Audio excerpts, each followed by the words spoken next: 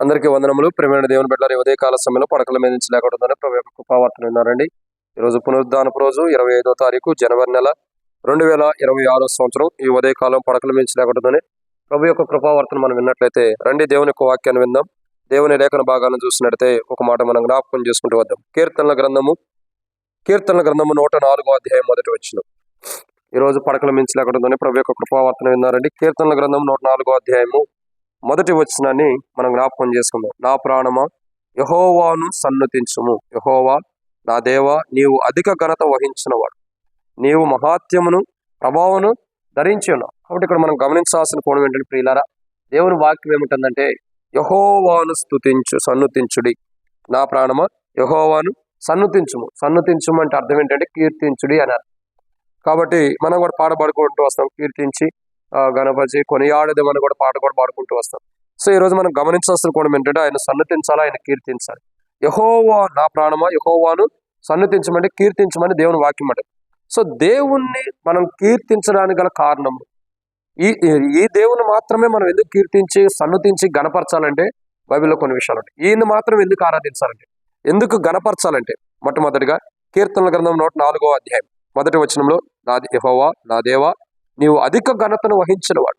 ఆయన ఎంతో ఘనతను వహించినటువంటి వాడు, అధికమైనటువంటి ఘనతని ఆయన వహించిన వాడు కాబట్టి, ఆయన అధికమైన ఘనత కలిగిన వాడు కాబట్టి, అధికమైన ఘనతను ఆయనలో ఉంది కాబట్టి, అధికమైన ఘనత కలిగినటువంటి అనుభవపూర్వకమైన జీవితాలు మనకు కనపరుచుకుంటూ ఆయనలో ఉన్న అధికమైన ఘనతని మనకు చూపిస్తున్నాడు కాబట్టి ఆయన కీర్తించి కొనియాడాలి. మనం మరి మొదటి కోణాన్ని చూసినట్లయితే యెహోవాను సన్నుతించుము, నా ప్రాణం యెహోవాను సన్నుతించమని ఆయన కీర్తించుము. కాబట్టి మనం కీర్తించిన ఈయన్నే ఎందుకు కీర్తించాలంటే ఆయన అధికమైన ఘనత వహించిన వాడు. ఈ లోకంలో ఉన్న గనులు ఘనత కంటే కూడా శ్రేష్టకరమైన ఎక్కువైన ఘనత కలిగిన వాడు. రెండోదిగా చూసినట్లయితే కీర్తనల గ్రంథం 104వ అధ్యాయం 1వ వచనంలో నీవు మహాత్యమును ప్రభావమును ధరించి ఉన్నావు. ఇక్కడ రెండో కోణం ఏంటి? ఆయన ప్రభావమును ధరించిన వాడుగా, గొప్ప ప్రభావం అంటే బలమును. సో ఆయన మనం జాగ్రత్త గమనించినట్టు ఆయన గొప్ప ప్రభావం అంటే గొప్ప బలమును ధరించిన వాడుగా ఉంటున్నాడు, గొప్ప బలమును ధరించినాడు. ఒకటి ఆయన అధికమైన ఘనతను పొందినవాడు, రెండోదిగా ప్రభావమును ధరించిన అంటే బలమును ధరించిన వాడు ఉంటాడు.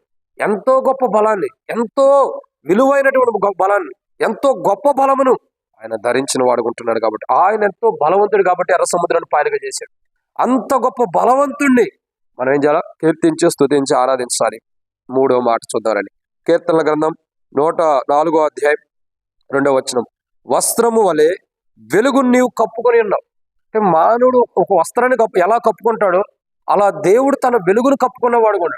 ఆయన యొక్క వెలుగు చూడగా, ఆయన యొక్క వెలుగు యొక్క అనుభవం చూడగా ఒక మనుషుడు వస్త్రాన్ని కట్టుకుంటే ఎలా ఉంటుందో అలా విధానంలో ఆయన వెలుగును అలా కప్పుకున్నవాడు ఉంటాడు. చూడండి, మనం వెలుగును కప్పుకుంటే ఉండగలుగుతామా? చూడండి, అగ్నిని కప్పుకుంటే ఉండగలుగుతామా? కానీ దేవుడు ఆయన కీర్తించాలి. ఎందుకంటే ఆయన వెలుగును సైతం కూడా ఒక వస్త్రం వల్లే ఆయన కప్పుకున్నవాడు ఉంటాడు. ఇంత గొప్ప దేవుడు, వెలుగును కూడా తన స్వాధీనంలో పెట్టుకున్నటువంటి దేవుడు. అంత గొప్ప దేవుడు మనం కీర్తించాలా, సన్నుతించాలి. ఇది 3.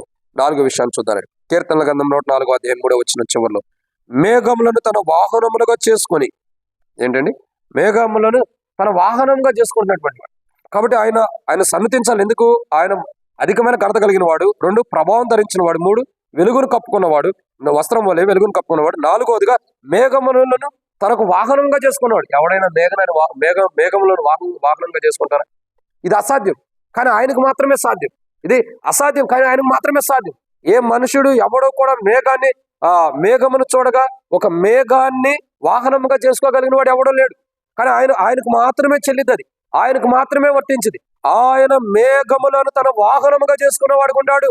మనం చూస్తున్నటువంటి మేఘాలు సైతం కూడా ఆయన తన వాహనంగా చేసుకోగలిగిన సామర్థ్యం. అందుకని ఆయన ఆరాధించాలి, స్తుతించాలి, కీర్తించాలి, సన్నతించాలి.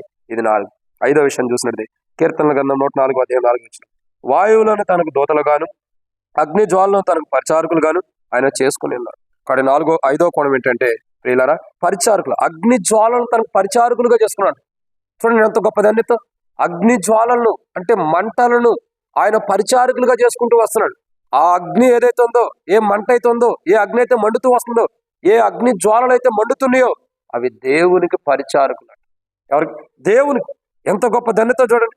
అగ్ని జ్వాలలు ఆయనకు పరిచర్య చేస్తున్నాయి. అగ్ని జ్వాలలు ఆయన కొరకే పరిచారకులుగా, పరిచర్య చేసేవారుగా అగ్ని జ్వాలలు నియమించబడుతూ వస్తున్నాయి. ఎంతో గొప్ప దేవుడు చూడండి.